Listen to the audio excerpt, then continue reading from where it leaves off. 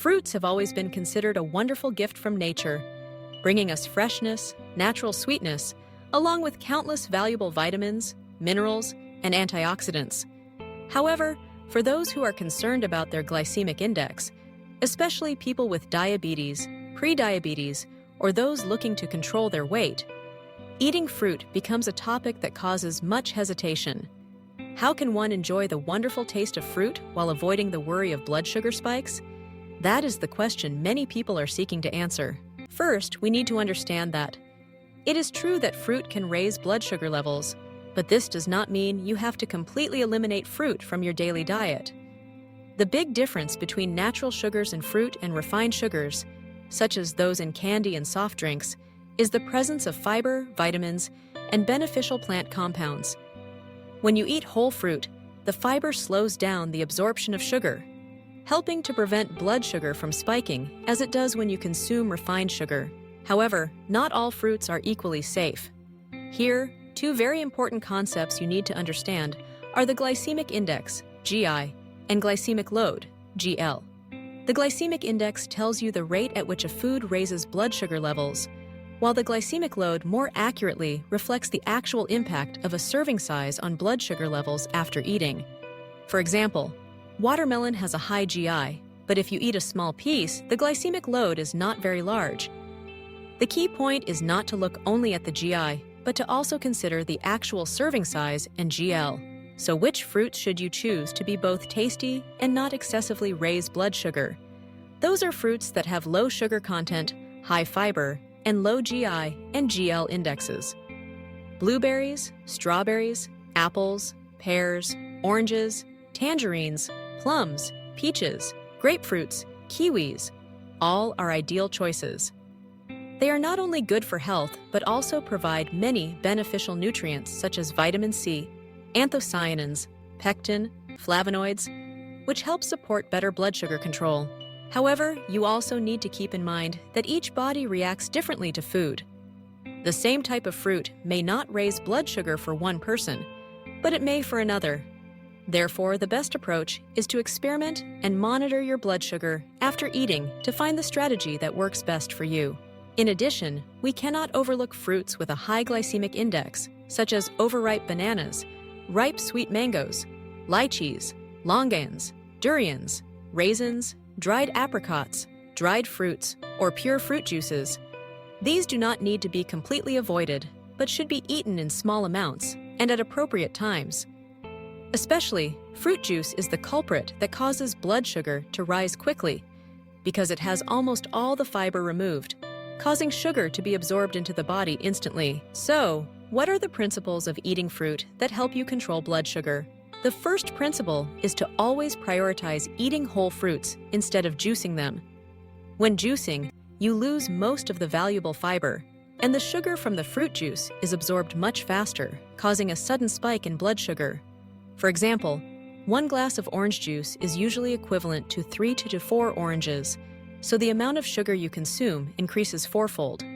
Eating whole fruits also helps you feel fuller longer and allows you to absorb more antioxidants found in the peel, such as the peel of apples and pears. The next principle is to eat fruit after the main meal or combined with protein and healthy fats. If you eat fruit on an empty stomach or between meals, the sugar absorption rate will be faster. When eating fruit after a meal or combined with unsweetened yogurt, nuts, nut butter, etc., the body will digest more slowly, helping to better control blood sugar. For example, a piece of apple eaten with a few almonds is both tasty and helps you feel full longer and stabilize blood sugar. The third principle is portion control. For those who need to control their sugar intake, limit the amount of carbohydrates from fruit to about 15 dunjian per serving. To visualize, 1 small apple, about 130 g, half a banana, 1 cup of strawberries, or half a mango are reasonable portions. Remember, eating the right amount is more important than choosing which type of fruit. The fourth principle is to avoid eating overripe fruit or canned/dried fruit. The riper the fruit, the higher the fructose content and the faster the absorption rate. Dried or canned fruit has a much higher sugar density than fresh fruit. Not to mention, it may contain added sugar and preservatives. Prioritize fresh, just ripe, natural fruit, and carefully read the ingredient labels when buying processed foods. The fifth principle is to prioritize using seasonal fruits and, if possible, choose organic ones. Seasonal fruits usually have an appropriate sugar content, fewer chemicals, and are fresher. Organic fruits do not have pesticide residues, making them safer for the body, especially the liver and kidneys. In addition, you can combine fruit with other types of food to slow down the absorption of sugar. For example, bananas eaten with chia seeds, apples with almonds, strawberries with unsweetened Greek yogurt, or making a smoothie with kiwi, spinach, and avocado. These combinations not only help you feel full longer and provide protein and healthy fats, but also reduce the glycemic index of the meal. If you have diabetes or prediabetes, don't forget to check your blood sugar after eating fruit, especially within the first 1-2 hours. If your post-meal blood sugar level is below 140 millisadons dl, 7.8 mg/L, you can be reassured. If it is higher, adjust the type of fruit or reduce the portion size. Keeping a food diary and monitoring your blood sugar levels will help you establish a personalized regimen that best suits your body. Besides the principles and tips for eating fruit healthily, there are also quite a few common misconceptions that you should know to avoid. Many people think that fruit can't be harmful, but in reality, some fruits have a high GI or contain a lot of sugar, and if eaten uncontrollably, they can raise blood sugar levels. Many believe that fruit juice is better than eating whole fruit, but juice lacks fiber, causing sugar to be absorbed very quickly. Some think that people with diabetes should not eat fruit, but in fact, they can, as long as they eat properly and do not need to avoid it completely. Others believe that dried fruit is as healthy as fresh fruit, but the truth is that the sugar concentration in dried fruit is 3 to 5 times higher than in fresh fruit. To give you a clearer picture of a healthy fruit-eating day, refer to the following suggested menu. In the morning, you can choose half a grapefruit or a kiwi along with a boiled egg. Mid-morning, a small apple eaten with 5 almonds will be enough energy and help stabilize blood sugar. For lunch, after eating rice, you can have half a cup of strawberries or a small orange for dessert. In the afternoon, an avocado smoothie with spinach and unsweetened nut milk will boost your energy without worrying about raising blood sugar.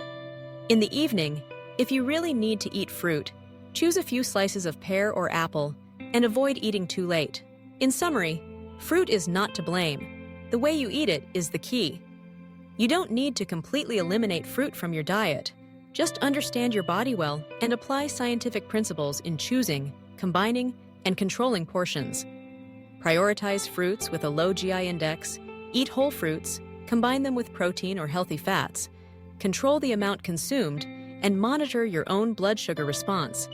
These are simple but extremely effective tips to fully enjoy the sweet flavor of fruit without worrying about blood sugar. Remember that each person has a separate body, and there is no universal rule that applies to everyone. Listening to your body, noting its reactions, and adjusting flexibly is the best way to both protect your health and not miss out on the fresh gifts from nature. Fruits will always be an ideal companion if you know how to eat them properly.